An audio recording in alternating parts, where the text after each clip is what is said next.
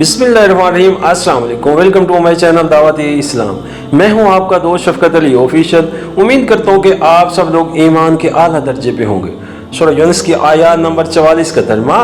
हकीकत ये है कि अल्लाह लोगों पर जुल्म नहीं करता, लोग खुद ही अपने ऊपर जुल्म करते हैं। सूरह यूनुस हाशिया नंबर 52, यानी अल्लाह ताला ने तो इन्हें कान भी दिए हैं और आंख भी और दिल भी। उसने अपनी तरफ से कोई ऐसी चीज इनको देने में बखल नहीं किया है जो हक को बातिल का फर्क देखने और समझने के लिए जरूरी थी, मगर लोगों ने ख्वाहिशात की बंदगी और दुनिया के इश्क में मुब्तला होकर आप ही अपनी आंखें फोड़ ली हैं, अपने कान बहरे कर लिए हैं और अपने दिलों को इतना मनसखा कर लिया है कि इनमें भले बुरे की तमीज, सही और गलत के फहम और ज़मीर की जिंदगी का कोई असर बाकी न रहा। सूरह यूनुस आयत नंबर 45 का तर्जुमा। आइए दुनिया की जिंदगी में मस्त हैं और जिस रोज अल्लाह इनको इकट्ठा करेगा तो यही दुनिया की जिंदगी इन्हें ऐसी महसूस होगी गोया ये माज एक घड़ी भर आपस में जान पहचान करने को ठहरे थे।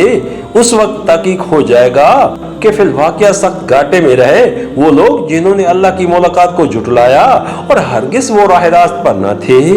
सूरह यूनुस हाशिया नंबर 53, यानी जब एक तरफ आखिरत की बेपाया जिंदगी इनके सामने होगी और दूसरी तरफ ये पलट कर अपनी दुनिया की जिंदगी पर निगाह डालेंगे तो इन्हें मुस्तकबिल के मुकाबले में अपना ये माजी निहायत हकीर महसूस होगा।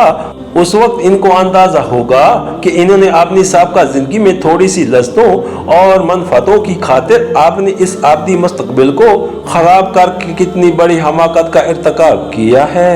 सूरह यूनुस हाशिया नंबर 54, यानी इस बात को कि एक दिन अल्लाह ताला के सामने हाजिर होना है।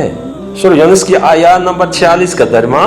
जिन बुरे नताइज से हम इन्हें डरा रहे हैं उनका कोई हिस्सा हम तेरे जीते जी दिखा दें या उससे पहले ही तुझे उठा लें। बहरहाल इन्हें आना हमारी ही तरफ है और जो कुछ ये कर रहे हैं उस पर अल्लाह गवाह है।